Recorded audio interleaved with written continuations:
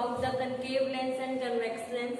Now we are going to start how image is formed in concave and convex lens. Right? अब हम discuss करेंगे कि image कैसे formed होती है इन कंकेव लेंस में और कन्वेक्स लेंस में. सबसे पहले कन्वेक्स लेंस में देखेंगे कि कैसे इमेज क्या है फॉर्म्ड होती है. क्लियर? ये सब पॉइंट आपको माइंड में रखने पड़ेंगे कि इसमें कौन सी इमेज फॉर्म्ड होती है और इसमें कौन सी इमेज फॉर्म्ड होती है. ठीक है, आप सबसे पहले मैंने आपको ये तो बताया था कि रियल इमेज कैसी होती है और वर्चुअल इमेज कैसी होती है. राइट? अब उसके बारे में हम देखेंगे कि इसमें कैसी इमेज बनती है. ओके, तो जो मेरा कन्वेक्स लेंस है वो उसमें हमेशा वो रियल इमेज को शो करता है. कन्वेक्स लेंस जो होता है वो रियल इमेज को शो करता है. कन्वेक्स लेंस रियल इमेज को शो करता है. क्लियर? और कनकेव लेंस क्या होता है? वर्चुअल इमेज को शो करता है. कन्वेक्स कौन सी इमेज को? रियल. कनकेव वर्चुअल इमेज को शो करता है. ओके, नाउ नेक्स्ट पॉइंट है जो इसमें जो इमेज बनती है वो कैसी होती है. ठीक है, ये तो पता चल गया रियल इमेज को शो करता है, पर वो बनती कैसी है, होती कैसी है? कन्वेक्स लेंस में जो इमेज होती है वो कौन सी कैसी होती है? इन्वर्टेड होती है, मतलब उल्टी होती है. ठीक है, जैसी है वैसी नहीं, उससे उल्टी होगी. ठीक है, उसकी दिशा चेंज हो जाती है. राइट? तो वो क्या हो गया कि जो कन्वेक्स लेंस में जो इमेज फॉर्म्ड होती है वो कैसी होती है? इन्वर्टेड होती है. क्लियर? और कनकेव लेंस में जो इमेज फॉर्म्ड हो रही है वो इरेक्ट होती है, जैसी है वैसी ही होगी. ओके, कन्वेक्स लेंस में इन्वर्टेड इमेज होती है, कनकेव लेंस में इरेक्ट इमेज होती है, जैसी है वैसी. ओके, नाउ उसके बाद कन्वेक्स लेंस की बात आती है तो उसमें बोल रहा है image is large and appears close to the lens. वो कह रहे हैं इसमें इमेज जो फॉर्म्ड होती है ना वो लार्ज होती है, बड़ी होती है. इमेज क्या कैसी होती है? बड़ी होती है. जैसी है उससे वो बड़ी शो करेगी. ठीक है, जैसी इमेज है उससे वो बड़ी शो करता है लेंस से, तो वो क्या होती है? लार्ज होती है. और यहाँ पे मेरा लेंस है, यहाँ पे मेरी इमेज है, यहाँ लेंस है, यहाँ इमेज है. वो दूर भी होगी फिर भी क्या होता है? Appear close to the lens. वो इससे दूर भी होगी पर ऐसा लगेगा कि ये बहुत नजदीक है लेंस के. एक तो लार्ज शो करती है और ऐसा होता है कि ऐसा लगता है कि जो ये लेंस से बहुत नजदीक है, चाहे वो दूर होगी फिर भी लगेगा कि लेंस के बहुत पास है. क्लियर?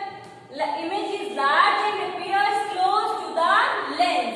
ओके, नाउ इस कनकेव में इमेज इज स्मॉल, जैसी है उससे भी स्मॉल हमें दिखाई देगी. इमेज इज स्मॉल और अपीयर्स फार अवे, नजदीक भी होगी पर दूर दिखाई देती है कि वो जो ऑब्जेक्ट है वो बहुत दूर है. ठीक है, उसमें क्या था? वो पास दिखाई देती है लेंस के, पर ये दूर दिखाई देती है, फार अवे दिखाई देती है.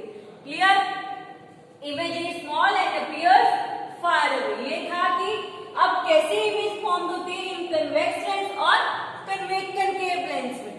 Okay, now our next topic is sunlight. आपको पता है कि सन हमारे एटमॉस्फेयर में सन प्रेजेंट है. सन के कारण इस अर्थ ही हमारा जो लाइट का सबसे बड़ा सोर्स है.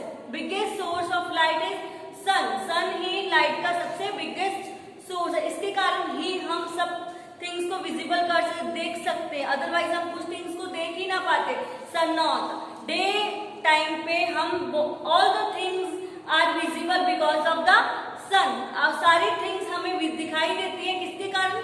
सन के कारण ही दिखाई देती है. अदरवाइज यदि सन प्रेजेंट ना हो तो हमें वो थिंग्स दिखाई नहीं देंगी. क्लियर? इसलिए सन का बहुत इंपॉर्टेंट रोल है हमारे एटमॉस्फेयर में. उसके बाद वो बात करता है व्हाट इज रेनबो. रेनबो क्या होता है? आपने सबने रेनबो तो देखा ही होगा, 7 कलर्स का होता है, ये तो सबने देखा होगा. ठीक है, जो पर रेनबो कभी सोचा कि रेनबो बनता कैसे है, होता क्या है? रेनबो जब सन की जो लाइट, ठीक है, सन की जो लाइट पास आउट होती है किसमें से? जब हमारे एटमॉस्फेयर में क्या प्रेजेंट है? वाटर ड्रॉपलेट प्रेजेंट होते हैं. ठीक है, वाटर वेपर होता है. तो वो क्या होता है?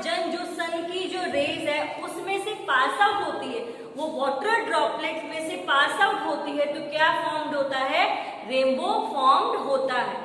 ठीक है, जो सन की जो व्हाइट रेज है, सन की जो लाइट है, व्हाइट कलर की जो लाइट है सन की, वो पास आउट होती है किसमें से पास आउट होती है? वाटर ड्रॉपलेट में से जब पास आउट होती है तो क्या फॉर्म्ड हो जाता है? रेनबो फॉर्म्ड हो जाता है। आपको पता है कि रेनबो जब बारिश होती है तभी रेनबो फॉर्म्ड होता है। वैसे ही इसी तरह जब सन की जो रेज है उसमें से पास आउट होंगी तब क्या होता है? रेनबो फॉर्म्ड होता है। देखो, a rainbow is a natural phenomenon in which the light rays of the sun are reflected by the water droplet present in the atmosphere। जब सन की रेज उसमें से पास आउट होती है, उसमें से रिफ्लेक्ट होती है, तब क्या हो जाता है? मेरा क्या बनता है? रेनबो बनता है। क्लियर? अब जो रेनबो है वो कह रहा है कि होता कैसा दिखता है?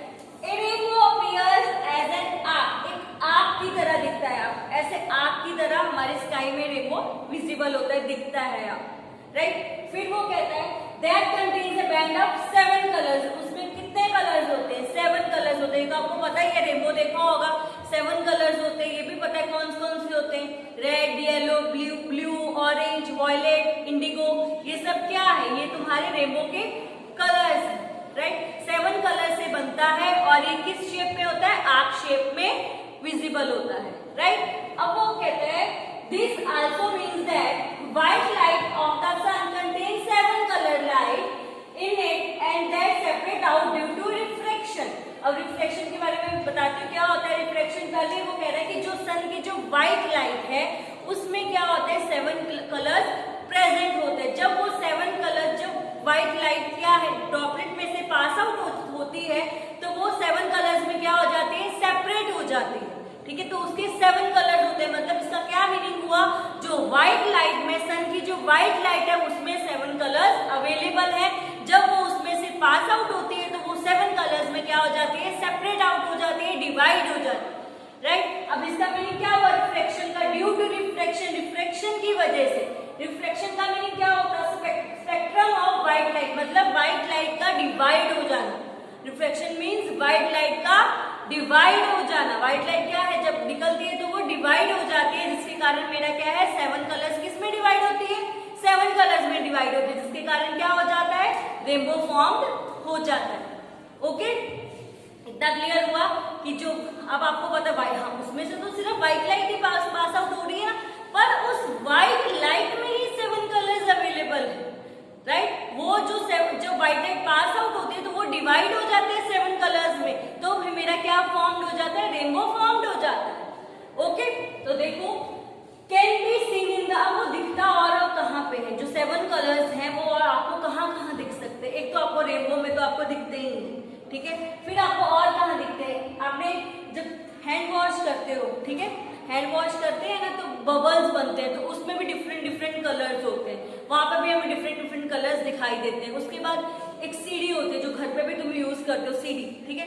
सीढ़ी में भी आप ध्यान से देखना, सीढ़ी में भी 7 कलर्स होते हैं, ठीक है? तो वो भी हमें कहाँ फॉर्म्ड हो रहे हैं, कहाँ मिलते हैं? हमें एक सीढ़ी में मिलते हैं, सोप्स में मिलते हैं, और रेनबो तो बनता ही है। छोटे होते टाइम हम एक प्रिज्म को देखते थे जो रेक्टेंगुलर टाइप होता था, प्रिज्म, ठीक है? वो हम ऐसे उसके कलर्स को देखते थे ना, तो वो 7 कलर्स में दिखता, डिफरेंट कलर्स में दिखता था।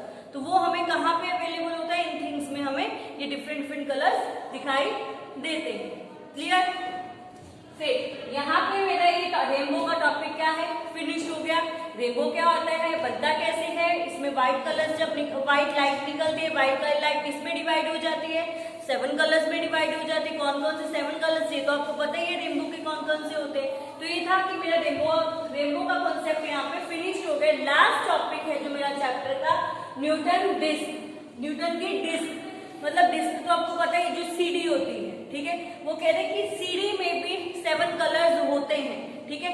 7 कलर्स होते हैं तो वो आपको वो शो करेगा कि वो 7 कलर्स जो है ना, तो जब आप उसको जब सन की रेस के पास लेके जाओगे तो वो 7 कलर्स मिक्स हो जाते हैं और वो व्हाइट कलर में ही चेंज हो जाते हैं, व्हाइटिश हो जाती है। तो वो कैसे होता है वो हम देखेंगे। वो कह रहा है कि आपको एक डिस्क लेनी है, ठीक है?